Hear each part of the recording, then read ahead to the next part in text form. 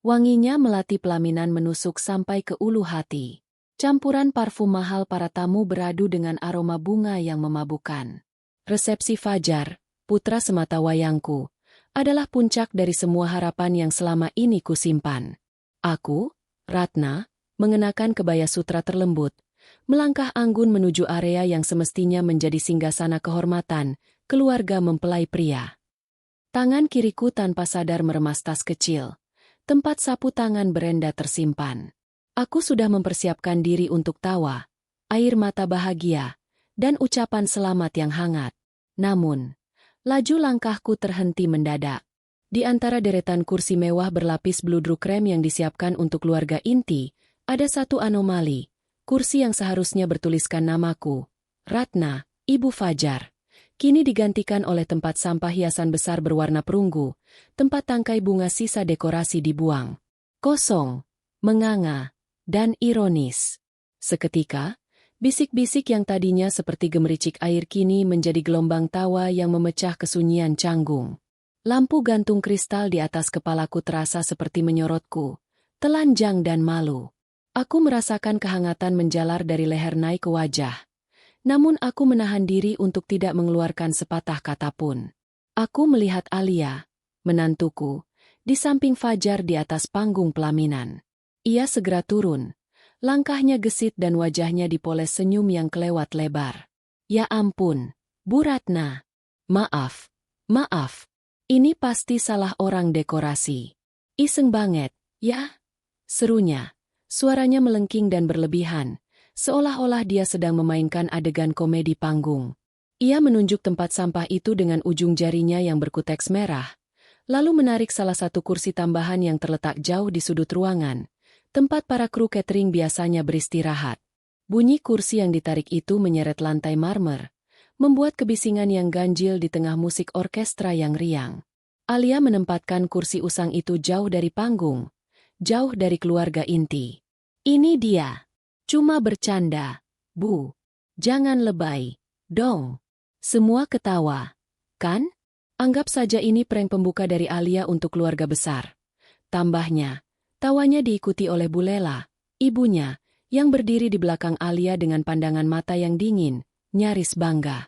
Bu Lela mencondongkan tubuh sedikit, membiarkan Alia mendominasi pandangan tamu. Ia seolah berkata, "Ini panggung putriku." Aku melihat Fajar. Putraku hanya berdiri kaku di pelaminan. Senyumnya dipaksakan dan matanya menghindari tatapanku. Fajar tidak bergerak. Fajar tidak bicara. Keheningan Fajar lebih menyakitkan daripada tawa ratusan tamu. Ia bisa saja turun, menyingkirkan tempat sampah itu, dan menempatkan kursi asalku kembali. Namun ia tidak melakukannya. Ia memilih menjadi patung, memilih kompromi yang menyakitkan. Aku mengambil langkah. Bukan langkah ke depan menuju pelaminan, tapi langkah menjauh, menuju kursi yang diletakkan Alia. Aku tidak membuat keributan. Aku tidak meninggikan suara. Aku hanya berjalan perlahan menuju kursi usang yang ditarik Alia, jauh dari cahaya, jauh dari panggung kehormatan. Bunyi sepatu haku di lantai marmer serasa menjadi orkestra pilu. Aku duduk, tegap. Aku meremas ujung gaunku, menahan gelombang emosi yang ingin keluar. Luka itu terasa baru, namun pengalaman mengajarkanku bahwa martabat sejati terletak pada ketenangan, bukan pada reaksi instan. Mereka ingin aku marah, mereka ingin aku berteriak dan membuat drama murahan di panggung ini. Tapi aku tidak akan memberikan kepuasan itu. Batinku menatap hampa ke arah lampu gantung. Kilau kristal di lampu itu terasa dingin. Aku Ratna. Aku membangun diri dengan keringat, bukan dengan drama. Hari ini aku mundur. Besok aku akan maju dengan bukti. Aku memperhatikan setiap detail. Bu Lela menyeringai tipis di belakang Alia. Fajar menatap ke lantai. Para tamu mulai kembali sibuk dengan hidangan, seolah-olah insiden itu hanyalah selingan. Ketika pesta mulai kembali ramai, dan seolah-olah insiden itu hanyalah angin lalu, Alia kembali menghampiriku. Ia membungkuk. Wajahnya yang cantik kini hanya berjarak beberapa sentimeter dari telingaku. Aroma parfum manisnya terasa menyesakkan. Terima kasih sudah kooperatif, Bu Ratna. Panggung ini milik kami sekarang, bisiknya, nadanya tak lagi bercanda, melainkan ancaman yang dibungkus madu. Ingat, cucu. Ya, Bu. Jangan ganggu panggung kami. Dia yang paling penting di sini. Keselamatan dan kenyamanan dia. Mengerti? Jangan buat Fajar stres, Bu. Atau ibu tidak akan pernah melihat cucu ibu. Ruang rias di lantai 2 gedung pernikahan terasa pengap setelah resepsi usai.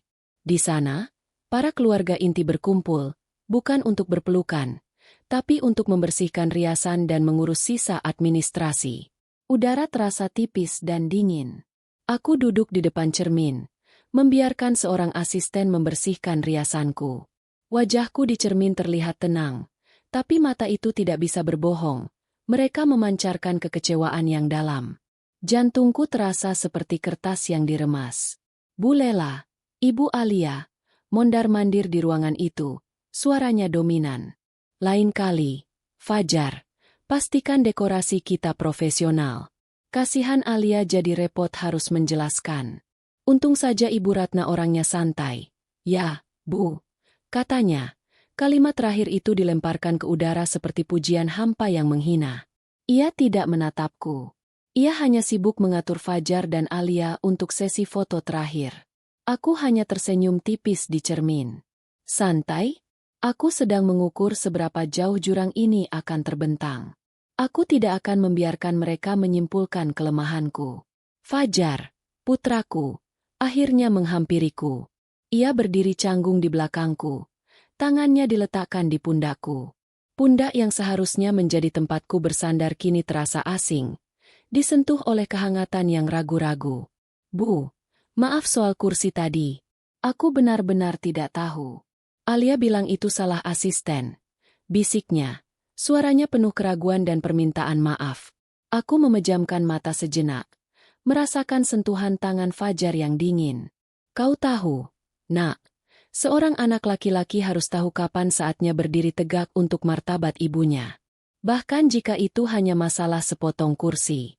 Kau membiarkan istrimu merendahkan orang yang melahirkanmu. Fajar. Itu bukan cinta, itu ketakutan. Kataku pelan, tanpa membalikkan badan. Kau memilih kompromi, Fajar. Dan kompromi yang terlalu sering akan menggerogoti jiwamu. Fajar menarik tangannya. Aku mendengar Alia memanggilnya dari sudut ruangan, menanyakan di mana letak dompetnya, dan ia segera pergi, terlepas dari tanggung jawabnya. Lagi-lagi, ia memilih pergi.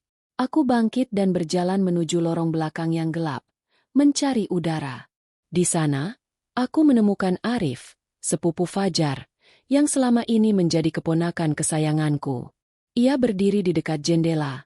Asap rokoknya membentuk spiral ke atas. Bau rokoknya sedikit memabukkan. Tante Ratna, katanya lirih.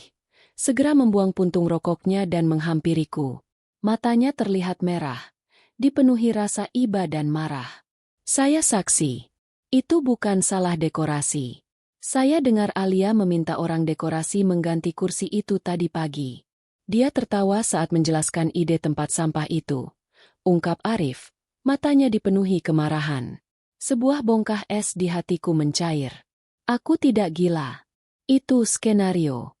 Itu penghinaan yang terencana. Terima kasih, Arif. Kataku, air mata yang kutahan sejak tadi akhirnya menetes.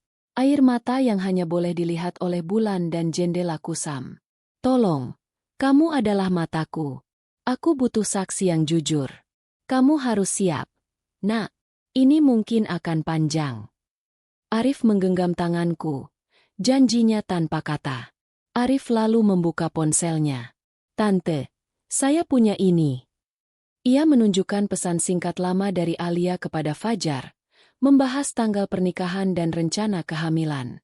Dia selalu bicara tentang cucu yang akan datang cepat. Tapi tante ingat, mereka baru menikah resmi 6 bulan lalu. Cucu, ini sudah diklaim sejak setahun lalu. Dan lagi, foto ini. Arif menunjukkan foto Alia lama, sekitar setahun yang lalu, di sebuah acara kantor, mengenakan gaun ketat. Di bawah foto itu, ada cap waktu dan tanggal yang jelas. Fajar dan Alia saat itu baru mulai berkencan serius. Tanggal di foto itu berjarak persis 3 bulan dari perkiraan Alia bertemu Fajar. Dan dia sudah terlihat agak buncit. Mataku menyipit, mencocokkan kalender mental yang selama ini Alia gunakan untuk menekan Fajar. Alia selalu mengklaim bahwa ia hamil setelah pertunangan 6 bulan lalu.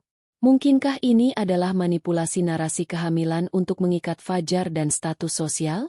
Alia menggunakan cucu sebagai tameng sejak awal. Aku kembali ke rumah. Dalam keheningan malam, di meja kerjaku yang rapi, ponselku bergetar. Pesan dari nomor tak dikenal. Aku merasakan bulu kuduku merinding. Isinya hanya satu lampiran. Foto USG 4D. Resolusinya agak buram.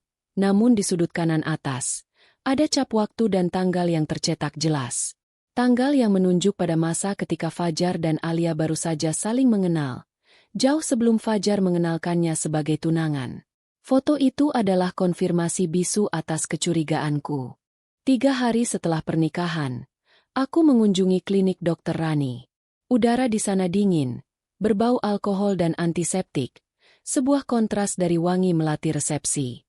Rani, teman lamaku sejak kuliah, kini menjadi seorang dokter forensik dan konsultan medis yang sangat menjunjung tinggi etika. Kami duduk di ruang kerjanya yang dipenuhi buku tebal dan model DNA helis yang berputar lambat di atas meja. Aku merasakan dinginnya meja kaca itu menjalar ke telapak tanganku. Aku menceritakan semua, tempat sampah, tawa hampa, ancaman, cucu, dan pesan anonim berisi foto USG dengan tanggal yang tak sinkron. Rani mendengarkan dengan serius. Tangannya sesekali menyentuh pena di mejanya. Ratna, kau tahu aturannya. Tes DNA adalah tindakan medis yang memiliki implikasi hukum dan etik yang sangat sensitif. Kata Rani, suaranya tegas namun lembut. Di Indonesia, untuk tes paternitas yang sah dan diakui di pengadilan, kita tidak bisa mengambil sampel tanpa persetujuan subjek. Apalagi ini melibatkan anak di bawah umur yang belum lahir. Kita tidak bisa main curang, Ratna. Itu akan merusak martabat yang sedang kau perjuangkan. Lalu apa opsinya, Ran? Tanyaku, merasakan kerongkonganku tercekat. Aku hanya ingin kebenaran yang tidak bisa dibantah. Rani menjelaskan. Opsi pertama, kita tunggu bayi lahir. Setelah lahir, kita ambil sampel dari bayi dan Fajar. Ini harus dengan persetujuan Fajar. Opsi kedua, kita jelaskan situasinya pada Fajar sekarang, tunjukkan bukti timeline yang tidak singkah, dan minta persetujuannya untuk tes darah sekarang, sebelum bayi lahir. Ini yang paling etis, karena dia adalah subjek yang dipertanyakan. Jika dia setuju, tes ini sah. Jika dia menolak, kau harus menghormatinya. Aku mengangguk. Aku tidak ingin menjadi pencuri yang mengendap-endap. Aku ingin kebenaran yang bermartabat. Aku memilih opsi kedua. Kebenaran harus berhadapan dengan Fajar, tanpa manipulasi. Baiklah, aku akan bicara dengan Fajar. Secara tertulis, kataku. Malam itu, di meja makan kami yang kini terasa terlalu besar untuk satu orang, aku menulis surat untuk Fajar. Aku memilih pena terberat dan kertas terbaik. Aku tidak menuduh. Aku hanya menyajikan fakta. Fajar, putraku, aku tidak ingin menghakimimu. Nak, ibu hanya ingin kebenaran yang akan menjadi fondasi kokoh untuk pernikahanmu. Ibu tidak menentang Alia. Tapi ibu menentang kebohongan. Karena kebohongan adalah racun yang akan membunuh cinta, perlahan-lahan. Foto USG ini dan tanggalnya tidak sesuai dengan narasi yang selama ini Alia sampaikan tentang kehamilan. Ibu tidak ingin aib. Ibu hanya ingin kebenaran agar ibu bisa mencintai cucu, ini tanpa sedikit pun keraguan. Ibu sudah bicara dengan Dr. Rani. Jika kau bersedia, ibu ingin kita melakukan tes DNA secara legal, dengan persetujuanmu. Demi martabatmu, nak, pilihlah kebenaran, seberat apapun itu. Keesokan harinya, aku meninggalkan surat itu di meja kerja Fajar. Aku pergi ke ruang komunitas, tempat biasa aku mengajar literasi. Aku memilih untuk menyibukkan diri, membiarkan waktu yang berat itu berlalu tanpa perlu kubaca reaksi Fajar. Detak jam dinding tua di ruang komunitas itu terasa lambat, keras, dan menusuk. Tik, tok, tik, tok. Setiap detik adalah ketidakpastian. Sore harinya, Fajar mengirimiku pesan singkat. Aku sudah baca. Aku akan memikirkannya. Bu. Aku tahu, memikirkannya. Berarti ia harus bertarung dengan Alia. Aku menunggu. 2 jam kemudian, teleponku berdering. Itu Fajar. Suaranya serak, penuh tekanan. Bu, aku setuju. Aku akan datang ke klinik Rani besok pagi. Aku ingin tahu kebenarannya. Tapi jangan ada yang tahu, Bu. Tolong, katanya. Suaranya nyaris berbisik. Aku tahu. Nak, setidaknya, kau memilih untuk tidak lari. Aku segera menghubungi Rani. Persiapan teknis pun dilakukan. Malam itu, aku tidak bisa tidur. Aku membayangkan Fajar membaca surat, menatap Alia yang pasti menghindarinya, dan kemudian memilih kebenaran. Aku membayangkan Alia, cerdas dan licik, kini sedang menyusun strategi untuk menggagalkan atau memutarbalikkan fakta. Pagi buta, aku melihat Fajar dari kejauhan di tempat parkir klinik Rani.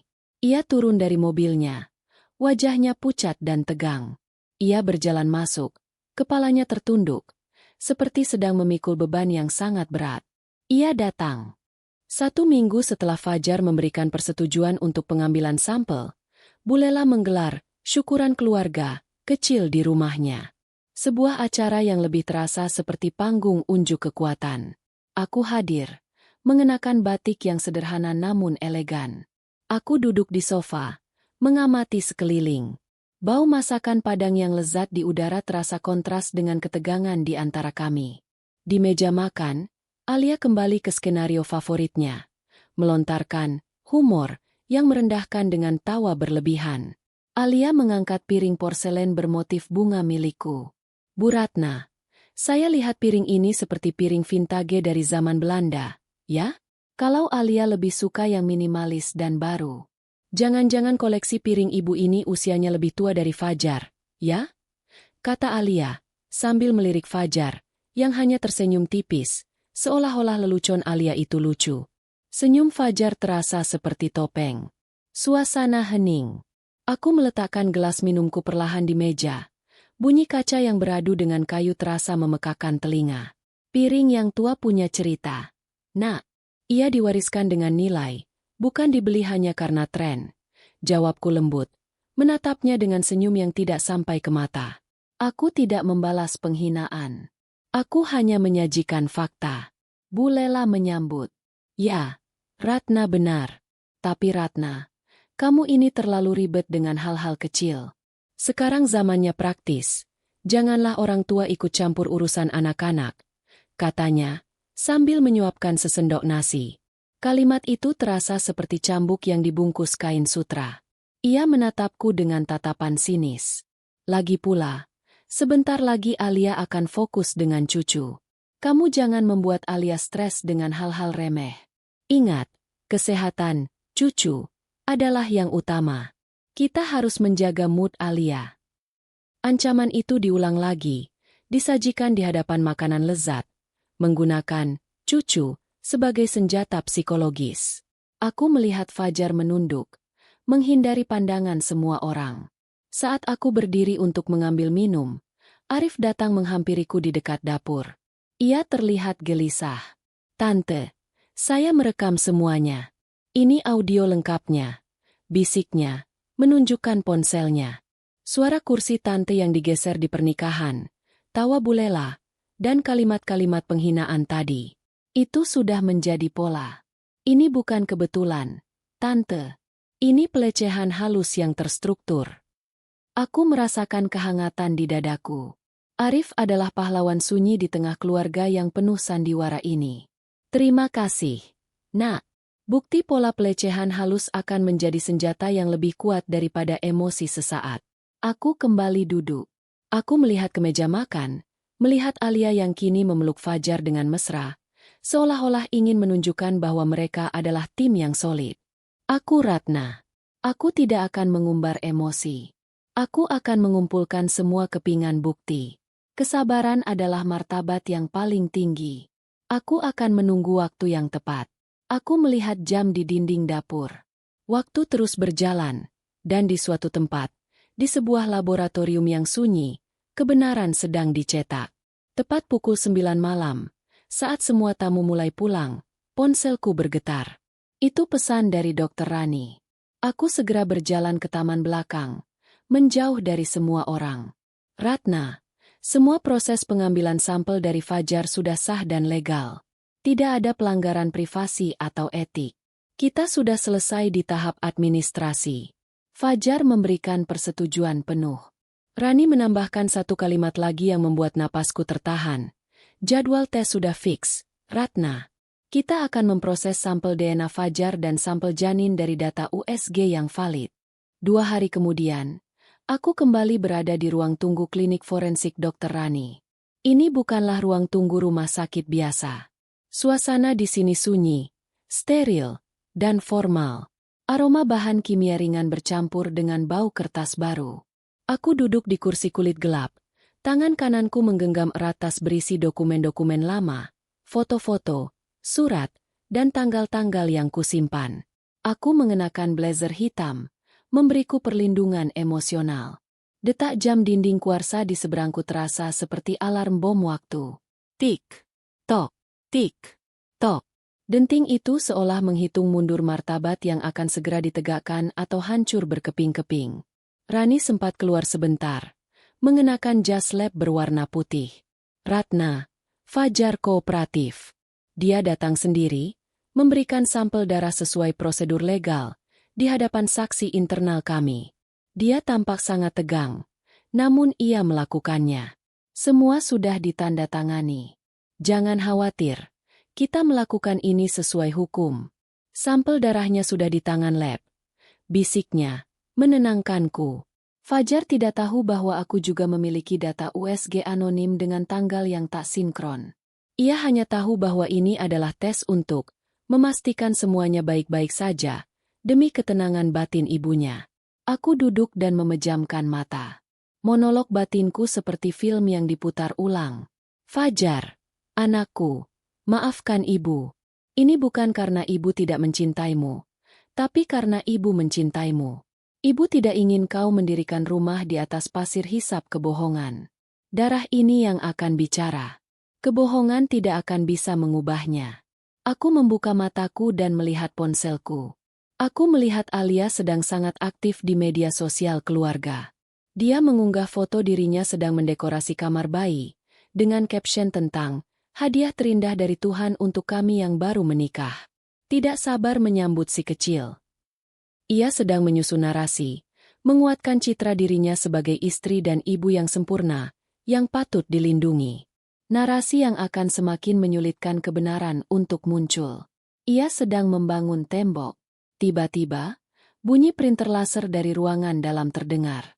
Dengungannya yang rendah membuatku tersentak. Itu adalah suara mesin yang sedang mencetak kebenaran. Kertas itu akan menjadi hakim yang diam, tanpa emosi, tanpa prasangka. Waktu terasa terdistorsi. 15 menit terasa seperti 1 abad. Aku menahan napas, menunggu. Aku bisa mencium bau kertas baru yang bercampur dengan bau karet dari sarung tangan medis. Akhirnya, Rani keluar dari ruangan, mengenakan sarung tangan medis, memegang selembar kertas tebal yang masih hangat. Wajahnya yang selalu tenang kini terlihat tegang. Ia menarik kursi di hadapanku. Ratna, kami sudah melakukan proses penyandingan data awal, membandingkan profil genetik Fajar dengan profil janin dari data USG yang kami proses. Hasil ini belum final. Kita akan kirim ke laboratorium utama di Jakarta untuk konfirmasi lebih lanjut. Tapi, sebagai teman lama saya harus jujur. Kata Rani, suaranya sangat lirih, nyaris berbisik. Ia mencondongkan tubuhnya, menatapku dengan mata penuh kekhawatiran. Bu, hasil awal membuat saya khawatir.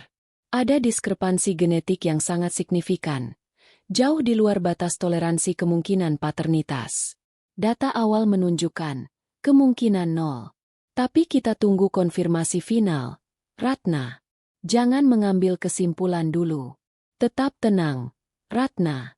Martabatmu adalah kekuatanmu. Jangan biarkan emosi mengalahkan logikamu.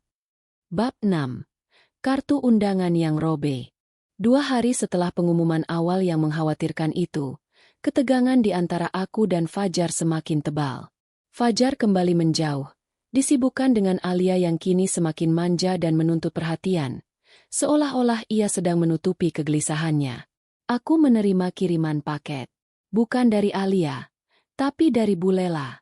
Isinya, kartu undangan, reuni keluarga inti, yang akan digelar di akhir pekan, di sebuah villa mewah di luar kota Prabajaya.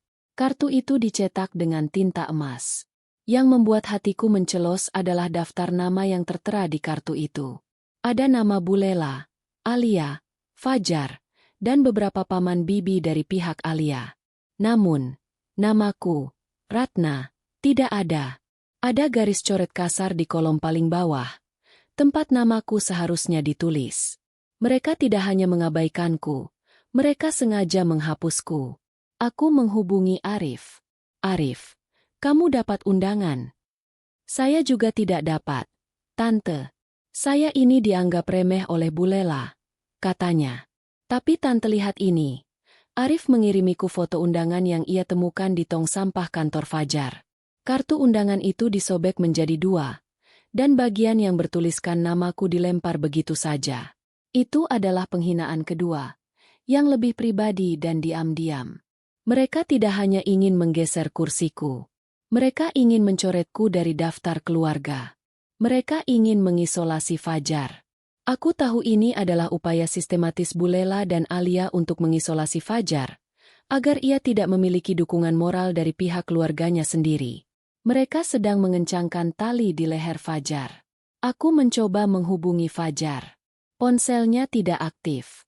Setelah mencoba beberapa kali, ia akhirnya membalas melalui pesan singkat. Bu, aku sedang sibuk sekali. Alia agak sakit. Dia mengancam akan pergi dan tinggal di luar kota kalau aku terus-terusan membuat masalah kecil ini besar. Dia bilang stres akan membahayakan cucu. Aku tidak tahu harus berbuat apa. Bu, aku merasakan retakan di batin Fajar. Ia terlalu kompromi, terlalu takut kehilangan Alia dan citra keluarga yang ia impikan. Ia sedang ditekan dengan senjata andalan Alia, ancaman meninggalkan rumah bersama cucu. Dia sedang diuji, dan ia memilih jalan yang paling mudah, batinku. Aku membalas singkat, Fajar, pulanglah ke rumahmu yang sesungguhnya. Ibu menunggumu. Jangan lari dari kebenaran.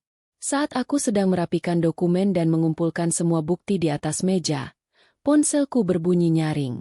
Sebuah notifikasi email dari sistem laboratorium Dr. Rani.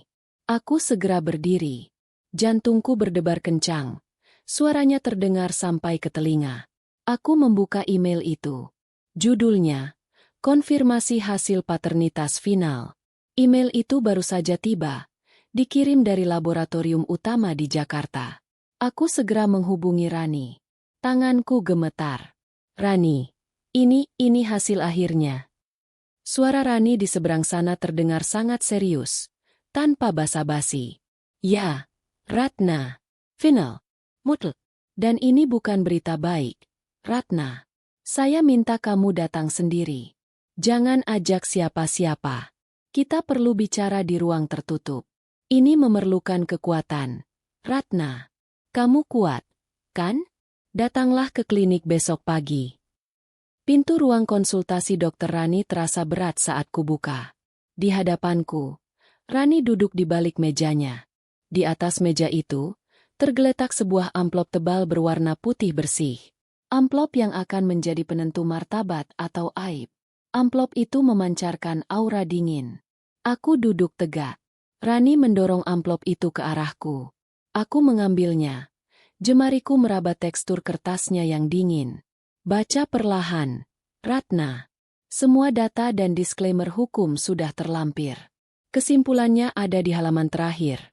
Kata Rani, suaranya seperti bisikan. Aku menarik napas dalam-dalam, lalu membuka amplop itu. Bau tinta dan kertas klinis langsung tercium. Di sana, di bawah tanda tangan dan stempel resmi laboratorium, Tertulis kesimpulan yang selama ini kukhawatirkan, namun kini menjadi fakta yang tak terbantahkan. Profil DNA mempelai pria, Fajar, tidak cocok dengan profil DNA janin yang diperiksa. Kemungkinan paternitas 0%, 0%. Angka 0. Angka yang terasa seperti pukulan telak, bukan ke hatiku, melainkan ke dinding gengsi yang selama ini melindungi Alia dan Bu Lela. Aku merasa mual, namun mataku tetap kering. Aku telah siap. Ratna. Rani menyentuh tanganku. Aku tahu ini berat. Sekarang, apa rencanamu? Kita punya bukti ilmiah yang tak terbantahkan. Rani menjelaskan 3 opsi yang tersedia. Mediasi tertutup, mengundang Alia, Fajar, dan Bu Lela untuk mediasi, menunjukkan hasil, dan mencapai kesepakatan damai, misalnya, pembatalan klaim dan konseling. Tujuannya adalah pengakuan, bukan penghancuran. Tindak hukum, melaporkan penipuan status dan dokumen pernikahan, jika ada, ke jalur hukum. Konseling, menggunakan hasil ini hanya untuk konseling pernikahan Fajar dan Alia, dengan harapan mereka bisa menemukan jalan keluar tanpa perlu konflik terbuka. Aku menatap amplop putih itu, lalu ke wajah Rani. Aku merasakan seluruh beban dunia di tanganku. Rani, aku Ratna. Aku tidak ingin menghancurkan Fajar. Aku hanya ingin martabatku kembali, dan Fajar berdiri di atas kebenaran. Aku memilih mediasi keluarga. Aku ingin memberinya kesempatan untuk jujur. Hanya Alia dan Bu Lela yang harus tahu ini sebelum publik. Aku akan membiarkan mereka menyerah dengan damai. Kami segera mengirimkan undangan mediasi resmi, mengundang Alia, Fajar, dan Bu Lela untuk hadir 3 hari dari sekarang di kantor notaris Pak Wiryo, sosok netral yang juga teman lama keluarga. Beberapa jam kemudian, ponselku berdering. Itu Alia. Suaranya terdengar kesal, bahkan sedikit histeris, menandakan ketakutannya. Bu Ratna, saya tidak akan datang ke pertemuan konyol itu. Saya sedang sakit, dan Bu Lela bilang kami tidak punya waktu untuk drama ibu-ibu pensiunan. Kami tidak butuh drama DNA. Semua omong kosong. Fajar juga tidak akan datang. Kami sedang sibuk merencanakan pesta ulang tahunku. Tema kami, keluarga bahagia. Kami akan tunjukkan pada semua orang bahwa tidak ada masalah di sini. Ia menutup telepon sebelum aku sempat menjawab. Pesta ulang tahun? Keluarga bahagia? Mereka memilih panggung lagi. Mereka menolak kesempatan terakhir untuk jujur. Aku tahu, mediasi tertutup sudah gagal. Pilihan mereka adalah konfrontasi publik. Aku mengambil amplop putih itu, memasukkannya ke dalam dompet kecilku, dan tersenyum tipis. Aku merasakan kekuatan yang sunyi di dalam diriku. Baiklah, Alia. Kalau kau ingin panggung, aku akan memberimu panggung. Tapi kali ini, aku yang akan memegang naskahnya. Aku akan membawakan kebenaran ke panggungmu. Malam pesta ulang tahun Alia tiba. Gedungnya sama, aula resepsi yang sama, bahkan lampu gantung kristalnya pun berkilauan sama angkuhnya. Bu Lela dan Alia berhasil mengumpulkan tamu yang jauh lebih banyak, seolah-olah untuk menegaskan bahwa mereka adalah pusat gravitasi sosial Prabajaya. Meja-meja dihiasi lilin, dan aroma manis kue tart bercampur dengan parfum. Aku, Ratna, datang sendirian. Aku mengenakan gaun malam berwarna biru tua, warnanya tenang dan dalam, seperti laut yang menyimpan badai.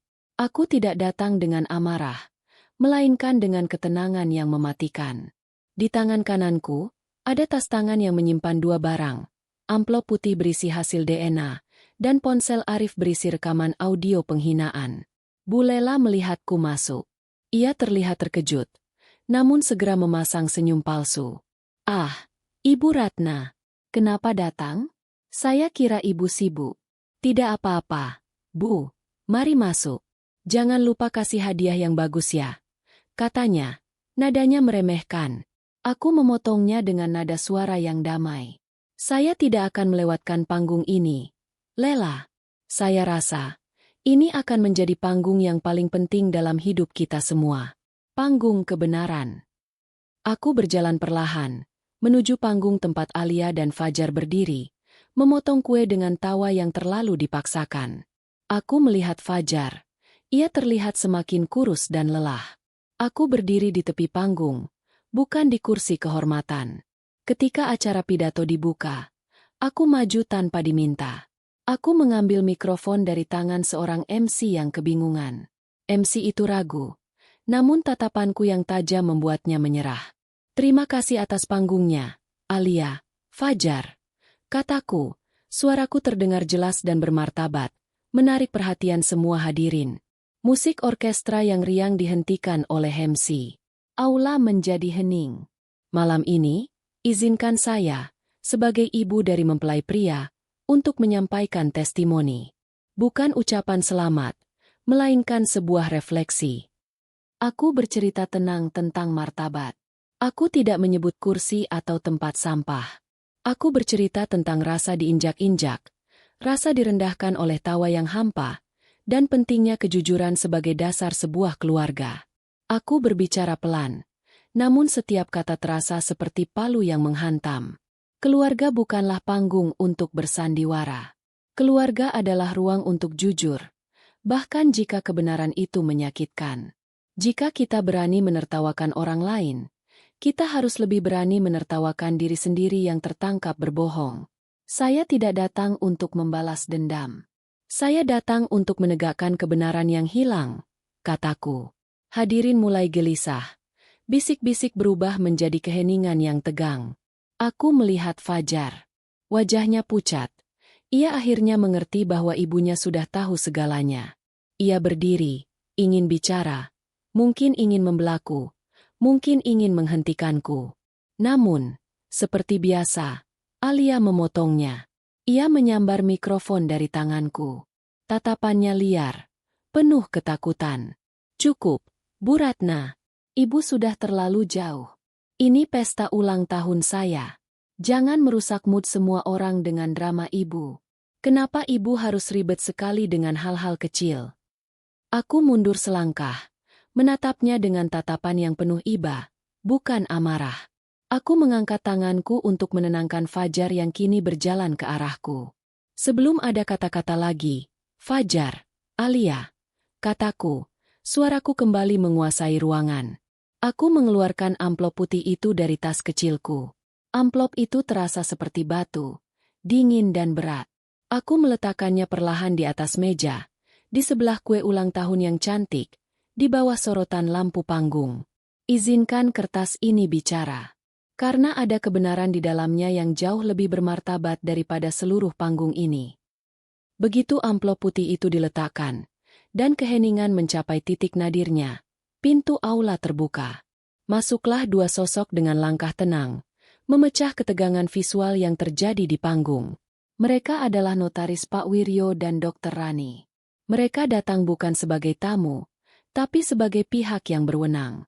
Kehadiran mereka sebagai pihak yang netral, profesional, dan legal, secara instan mengubah suasana dari drama keluarga menjadi sidang darurat. Mereka berdua berjalan anggun dan berdiri di sampingku. Bu Lela segera berang. Ia berdiri, tangannya menunjuk ke arah Pak Wiryo. "Ini apa-apaan? Ini acara pribadi. Kalian tidak punya hak untuk masuk." "Ratna, kau sudah gila." Pak Wiryo, pria parubaya yang tenang, hanya membalas dengan suara bariton yang tak terbantahkan. "Saya Notaris Wiryo. Saya di sini untuk menyaksikan sebuah penegasan fakta. Saya tidak akan berbicara jika tidak diminta. Kehadiran saya adalah untuk menjamin bahwa segala proses yang terjadi adalah sah dan diakui secara hukum, sesuai permintaan Ibu Ratna." Rani, dengan seragam dokternya, mengambil amplop putih itu. "Saya Dr. Rani. Saya adalah penanggung jawab tes forensik DNA. Amplop ini berisi kebenaran ilmiah yang didapatkan melalui prosedur yang etis dan legal, dengan persetujuan penuh dari Bapak Fajar. Kami tidak melanggar privasi siapapun. Ini adalah kebenaran yang tidak bisa direkayasa atau diolok-olok." Alia, yang tadinya marah, kini berubah menjadi panik. Wajahnya yang tegang langsung memucat. "Semua ini rekayasa. Ibu Ratna, Anda pasti membayar mereka untuk membuat drama ini. Anda iri dengan kebahagiaan saya. teriaknya, menunjukku dengan jarinya yang gemetar. Ia melompat dari panggung. Aku tersenyum lembut, lalu mengambil alih mikrofon. Saya tidak pernah membayar kebohongan, Nak. Saya hanya membayar kebenaran. Dan kebenaran butuh sahabat, butuh saksi, kataku, melirik ke arah Rani dan Wiryo. Aku kemudian mengambil ponsel Arif. Aku menunjukkan kepada hadirin rangkaian bukti timeline yang sudah kurangkai. Foto USG anonim, tanggal lama Alia, dan surat-surat yang tidak sinkron yang sudah kususun rapi. Semua ini hanya teka-teki. Tapi ada satu orang yang memegang kunci untuk memilih. Fajar. Kataku, menatap putraku yang kini berdiri dengan tubuh gemetar. Wajahnya seperti baru saja dicambuk. Ia seperti anak kecil yang kebingungan. Aku menatap matanya. Dengan segenap cinta dan kekecewaan seorang ibu. Aku menahan diri untuk tidak memeluknya. Karena ia harus memilih sendiri. Fajar, sebagai ibumu, aku sudah selesai dengan tugasku. Memberimu kebebasan dan kebenaran. Sekarang, giliranmu. Di hadapan semua tamu ini, dan di hadapan Alia yang kau cintai, mau menyimak sampai selesai atau pergi bersama kebohongan. Ruangan itu menjadi kuburan yang sunyi.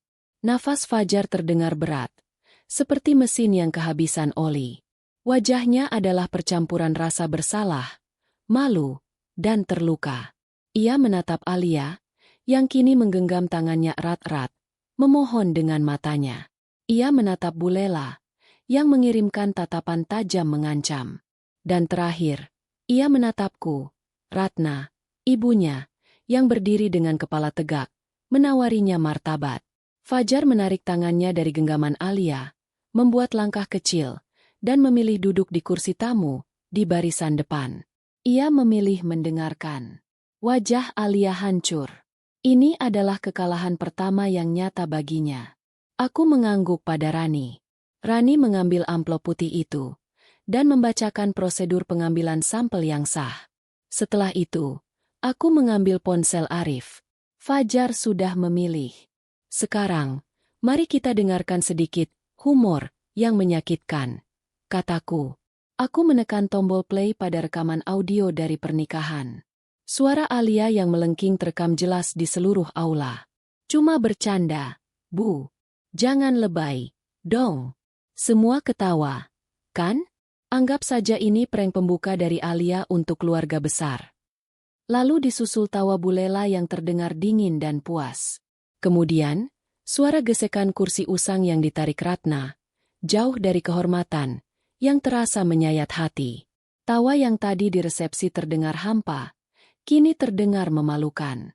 Semua tamu yang tadinya tertawa, kini menundukkan kepala.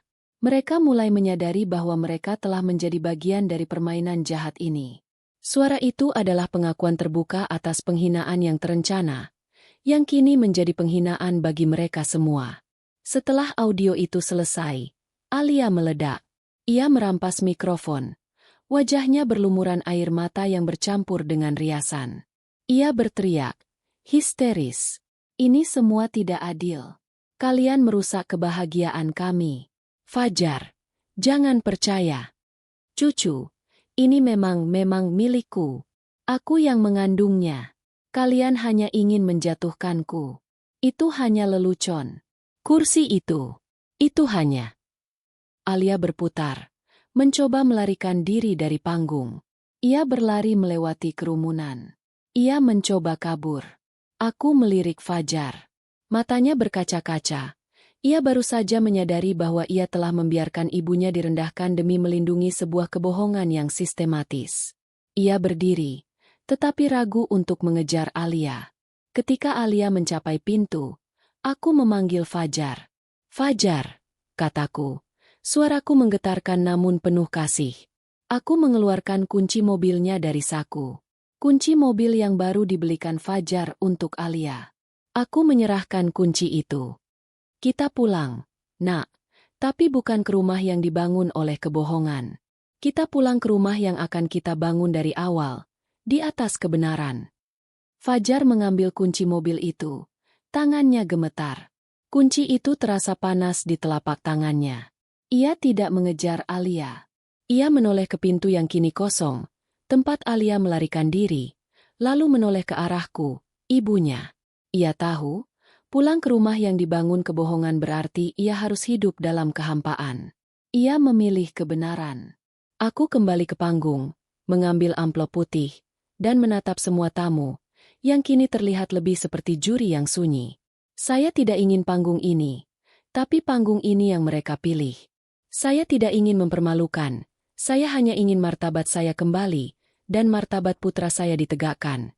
Kataku, suaraku meninggi, namun tidak ada nada amarah, hanya otoritas. Aku membuka amplop putih itu sekali lagi. Aku tidak membaca semua data teknis, hanya kesimpulan. Bapak Fajar, di hadapan Bapak, Dr. Rani, Notaris Wiryo, dan semua saksi di ruangan ini, saya tegaskan, anak yang dikandung Alia, yang selama ini menjadi senjata manipulasi, bukanlah darah daging Fajar. Kemungkinan paternitas adalah 0%. Hasil ini sah, legal, dan disetujui oleh Fajar sendiri. Ini adalah kebenaran ilmiah. Dan kebenaran tidak peduli dengan panggung atau tawa hampa. Suara di aula meledak dalam bisik-bisik yang tidak terkontrol. Bu Lela, yang tadinya tegar, kini ambruk di kursinya, isakannya keras. Alia, yang diseret kembali oleh Fajar dari luar pintu, akhirnya tidak punya tempat untuk lari. Ia berlutut di hadapan semua orang, di bawah tatapan tajam lampu gantung kristal. Iya, dia bukan anak Fajar, teriak Alia, isakannya pilu. Dia anakku dengan mantanku. Aku hamil saat kami baru kenal. Fajar, aku memanipulasi tanggal, Bu Ratna. Aku melakukannya agar Fajar mau menikahiku. Aku butuh status dan uangnya. Fajar terlalu mudah ditipu. Bu Lela membantuku menyusun rencana ini. Maaf, Fajar.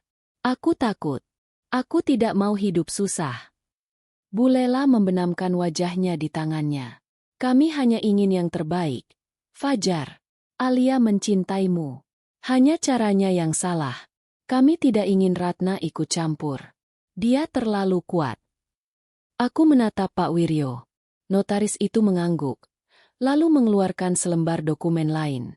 Ratna meminta saya hadir, karena beliau mencurigai insiden kursi adalah bagian dari skenario. Dan benar, kata Pak Wiryo, suaranya menggelegar. Kursi kehormatan itu diganti tempat sampah, karena Bu Lela dan Alia telah membuat kesepakatan pra-pernikahan yang tertulis, meskipun tidak legal, untuk mengerdilkan pengaruh Ibu Ratna, agar beliau tidak banyak mencampuri urusan keuangan dan rumah tangga Fajar. Penghinaan kursi adalah bagian dari skenario menggusur martabat Ibu Ratna, agar Alia dan Bu Lela dapat menguasai panggung keluarga Fajar sepenuhnya. Mereka ingin Ibu Ratna diam. Semua teka-teki terjawab. Penghinaan kursi adalah serangan martabat yang terencana, cucu adalah kebohongan yang digunakan sebagai senjata, dan Fajar adalah putra yang terlalu lemah untuk memilih antara cinta dan kebenaran. Fajar berjalan ke arahku. Ia berlutut di hadapanku, di tengah panggung yang kini sunyi. Bu, maafkan aku. Maafkan kebodohanku. Aku terlalu kompromi. Aku membiarkan martabat ibu diinjak-injak, kata Fajar. Ia mencium tanganku, air matanya membasahi punggung tanganku. Aku memeluknya. Pelukan yang lama, yang membebaskan. Fajar, kau adalah putraku. Cinta ibu tidak pernah surut. Tapi dengarkan ini, cinta juga harus cerdas. Kebenaran harus menjadi atap rumahmu. Alia sudah memilih panggungnya, dan kau sudah memilih kebenaranmu. Terima konsekuensinya dengan martabat. Konsekuensi disepakati. Alia dan Bu Lela menerima hasil tes DNA. Pak Wiryo akan memproses pembatalan klaim dan mediasi hukum perceraian Fajar dan Alia, dengan fokus pada penebusan dan penyelesaian damai. Beberapa bulan kemudian, aku menggunakan rumah lamaku sebagai pusat kegiatan. Bukan untuk meratapi luka, melainkan untuk membangun masa depan yang lebih baik. Aku mendirikan ruang martabat, komunitas yang mengajari keluarga-keluarga di Prabajaya tentang pentingnya berkomunikasi tanpa merendahkan, dan pentingnya berjuang demi martabat, bukan gengsi. Fajar mulai kembali ke dirinya yang dulu, menjadi pria yang lebih teguh, yang kini tahu bahwa ketegasan adalah bentuk cinta yang tertinggi. Ia memilih untuk menjadi dirinya sendiri, bukan kompromi. Alia menjalani hidupnya sendiri, jauh dari panggung. Arif menjadi asisten kepercayaanku. Kursi itu akhirnya kembali pada pemiliknya, bukan karena kekerasan, melainkan karena kebenaran telah membuat panggung menjadi sunyi.